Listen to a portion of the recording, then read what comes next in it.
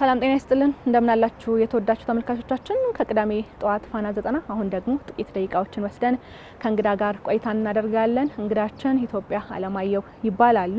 ዓለም አቀፍ የኢትዮጵያ ሴቶች ጥምረት መስራችና ፕሬዝዳንት ናቸው። ከሳቸው ጋር የምናደርገውን ቆይታ እናንተ ተመልካቾቻችንም ተከታተሉን ዘንድ አስቀድመን እንጋብዛለን።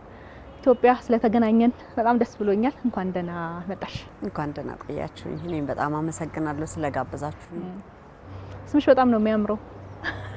ምክንያት አለው? ማን ያወጣልሽ እና ምክንያት አላቸው ኢትዮጵያ ለመባልሽ? አዎ ያው መቼም ስም የሚያወጣው ብዙ ጊዜ እናት አባት አይደለ? እኔ ኢትዮጵያ የሚለው ስም በጣም ቦዘር ያደርገኝ ነበር። በተለይ ኤሌመንተሪ ስኩል ሆኜ ያው ኢትዮቢክ ኢትዮ ፋብሪካ ምናምን እያሉ ይጠሩኝ ስለነበርና ግን እያደኩኝ ስመጣ በቃ ያንን ስም መቀየር ፈልግ ነበር። እያደኩስ መጥቼ ለምንድነው ግን ኢትዮጵያ ያላችሁኝና ከእውቀት ጋር ትንሽ ስሜት ሰጠኝና አባቴ አለማየሁ ነው ስሙ አይደለ? አለማየሁ። እሱ እናት አባቱ ሲያወጡለት አንተን የመሰለ አለማየን ነው ያሉት። እሱ ደግሞ ልጃችንን ኢትዮጵያ ብንላት ምን ይመስልሻል አላት ለእናቴ። እና ኢትዮጵያን የመሰለች ዓለም አየን ነው። ስለዚህ ኢትዮጵያ ለነሱ ዓለማቸው ነች። ኢትዮጵያ ከኢትዮጵያ በላይ ምንም ነገር የለም። ስለዚህ ሴት ልጃቸው ለእናት አባቴን የመጀመሪያ ልጅ ነኝና በቃ እኔን የመሰለ በቃ ኢትዮጵያን ሀገራችንን የመሰለች ዓለም አየን ከሚለው የመጣ ስም ነው። ከአባቴ ስም ጋር እንትን አለው የተያዘ ነገር አለውና ያው ሀገራቸውን ከመውደድ በጣም ነው የሚያምረው። ኢትዮጵያ የሚለውን ስም ይዘሽ ከዛ ደግሞ ረጅም ዓመትን የኖርሽው ደግሞ ውጪ ነው ኖርዌይ። ከዛ ልክ ሲጠሩሽ ከኢትዮጵያ ነው የመጣሁት ከዛ ስሜ ደግሞ ኢትዮጵያ ምንድነው እንደሚልሽ ምን ነበር ምላሻቸው? ቋንቋ ያልገባኝ ነው የሚመስላቸው። ስምሽ ማን ነው ሲሉኝ ኢትዮጵያ ስላቸው ኖ ከሀገርሽና አይደለም እንጠይቅሽ ስምሽን ሲሉኝ አዎ ስሜ ልክ እንደ ሀገሬ ነው ብዬ አስረግጬ ነበር የምናገረው። ኢቭን አሁን እንኳን ከነሱ ቋንቋ ሞርለስ እንደነሱ ማውራት በሚችልበት ሰዓት አይ ስምሽ ሲሉኝ ስሜ ኢትዮጵያ ነው እላለሁና ራሱን የቻለ ውበት አለው። ያ በጣም ደስ ይላል ነው ሁሉም ዋው ኢትዮጵያ ደስ ይላል ነው የሚሉሽ። ዛሬ የተገናኘነው ዋነኛ ምክንያታችን እንግዲህ በተለይም ደግሞ ዓለም አቀፍ የኢትዮጵያ ሴቶች ጥምረትን በስፋት የሚሰራቸውን ስራዎች ለመዳሰስ ነው። ከውልደቱን ጀምር መቼ ተወለደ ጥምረቱ? መነሻ ምክንያቱ ምንድን ነበር? በኢትዮጵያ ካላንደር 2014 እዚህ ኢትዮጵያ ላይ ተመሰረተ። መነሻ ምክንያቱ ኢትዮጵያ የነበረችበት የዛ ወቅት ችግር ነው።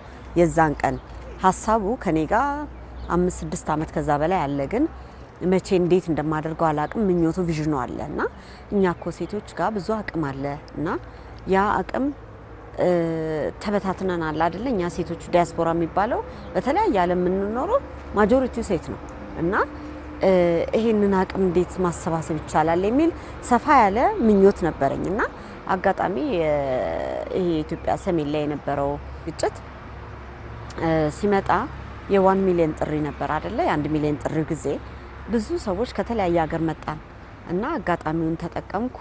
አጋጣሚውን ተጠቅመን እንዲህ አይነት ሀሳብ አለኝ አልኳቸው።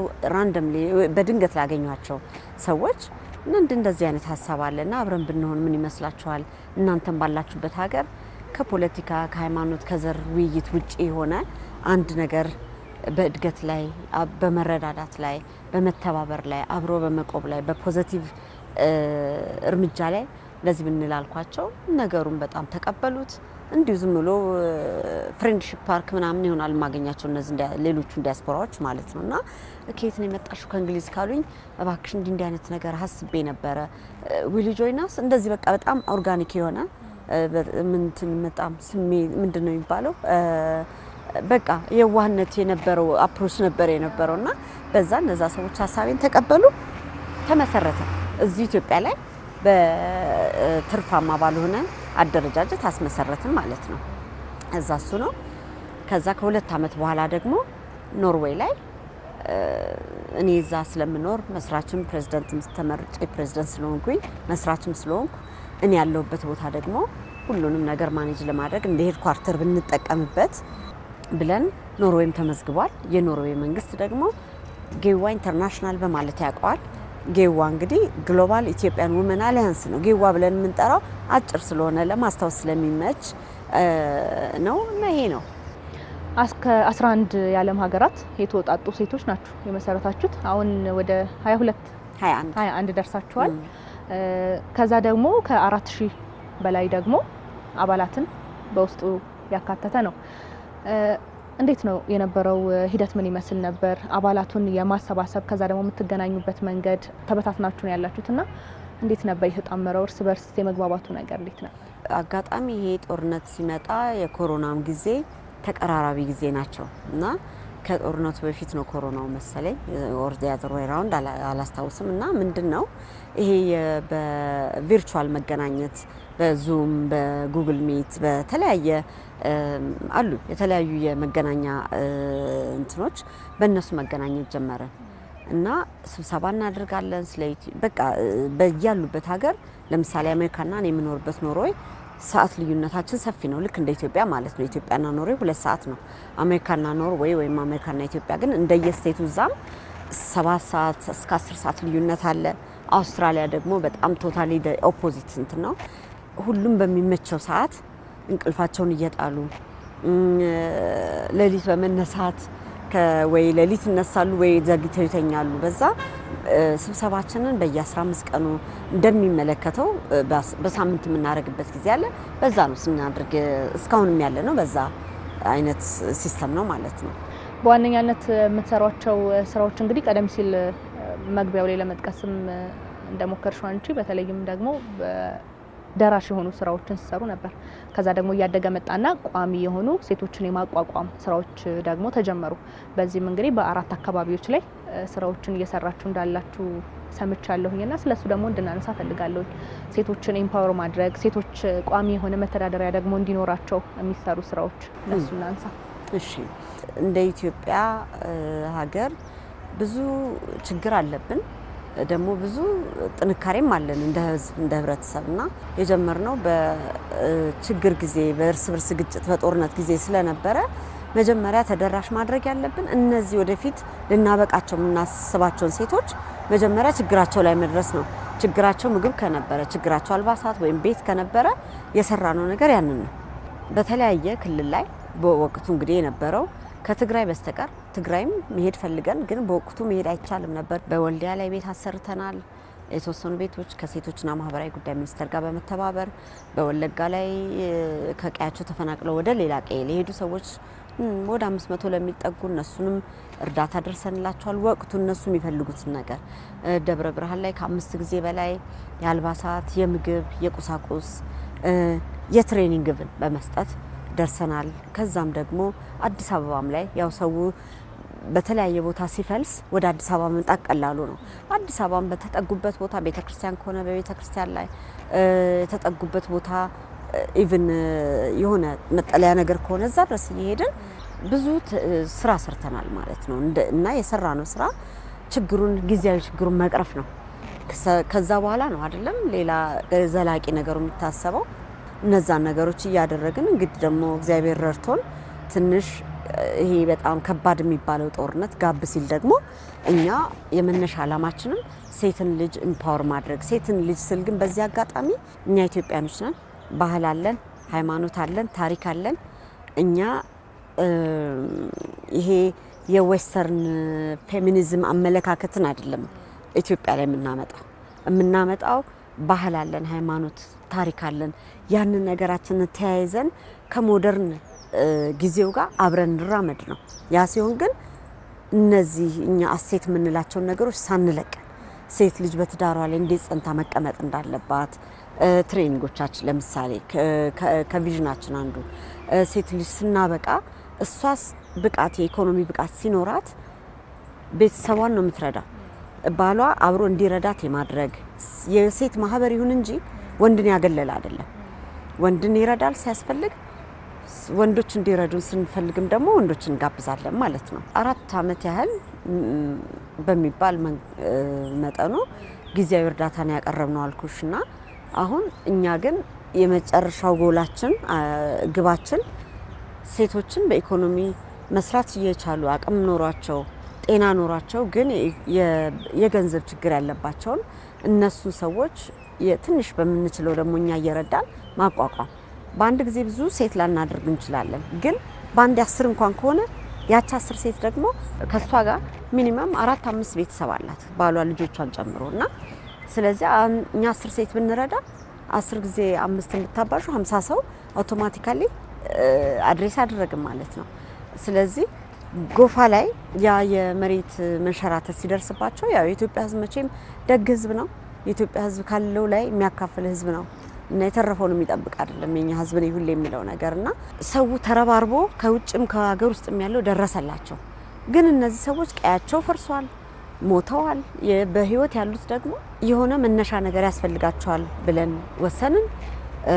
ትንሽ እኛ ዘግየት እንበል፣ ችግሩ በወቅቱ ተቀርፏል። እኛ ግን የዘላቂውን ስራ እንስራ ብለን ከክልሉ የዞኑ መስተዳደር ጋር ከክልሉ ደግሞ የሴቶችና ማህበራዊ ጋር በመተባበር ለ60 ሴቶች የዶሮ እርባታ ስራ አስጀመርን ማለት ነው። የዛሬ አመት ከ6 ወር ማለት ነው ሄድ ነው እና ያንን ስናደርግ እነዛ 60 ሴቶች እኛ ከመሄዳችን በፊት ቤታቸውን ሰርተው ነው የጠበቁን።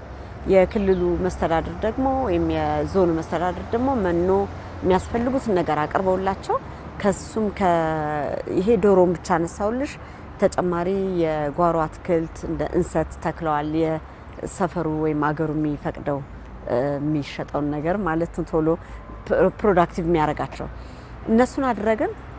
አሁን ከአመት ከ6 ወር በኋላ እንትን ሪፖርቱ በጣም እነዚህ ሰዎች ራሳቸውን ችለው ዶሮአቸውን እያረቡ ጭራሽ ደግሞ ፍየልን በግም ጨምረውበታል።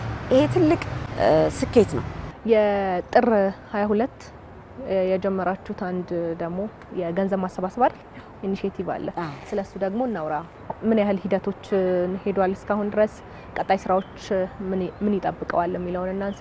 11 አገር ላይ አሁንም ከ11 አገር ላይ 40 ምናምን ሰዎች ነው ተሰባስበን የመጣ ነው እና አንድ 4-5ቱ የቤተሰቦቻቸውን ባላቸውና ልጆቻቸውን ይዘው የመጡ እሱንም ደግሞ እናበረታታለን። ለ10,000 በላይ ቁጥራቸው ለሚሆን ሴቶች የጎፋውን ስኬት እንደ ምሳሌ በመጠቀም ከ10,000 በላይ ለሚሆኑ ሴቶች ስራ ለማስጀመር በሁሉም ክልል ላይ ማለት ነው እኛ መሄድ በምንችልበትና ችግሩ ባለበት ክልል ላይ ሁሉ ያንን እናድርግ ብለን ከ10,000 በላይ ቁጥራቸው የሆኑ ሰዎችን ኢምፓወር ማድረግ አለብን። ያ ጊዜ ደግሞ ይሄ 2026 የስራ እቅዳችን አንዱ ማለት ነው። ያንን ለማድረግ ጃንዋሪ 30 ወይም ጥር 22 በጌት ፋም ሆቴል ላይ አደረግን። ያንን ስናደርግ ከ300 አካባቢ የሚሆኑ ቁጥራቸው እንግዶች ተገኝተዋል። የሃይማኖት አባቶች ተገኝተው ቦታችንን እለቱን ባርከው የሚመለከታቸው ባለስልጣኖች፣ የሚመለከታቸው ባለሀብቶች፣ የኛ ኔትወርኮች፣ አባላቶቻችን፣ ቤተሰቦቻቸውን፣ ጓደኞቻቸውን ሁሉ ኢንከሬጅ አድርገው በጣም ሰክሰስ ያደረገ ነገር አድርገናል። በዛ አጋጣሚ ደግሞ እንግዲህ ይሄ ነገር አንድ ካልቸር ደግሞ ማስቀመጥ አለብን። እሱ ምንድነው?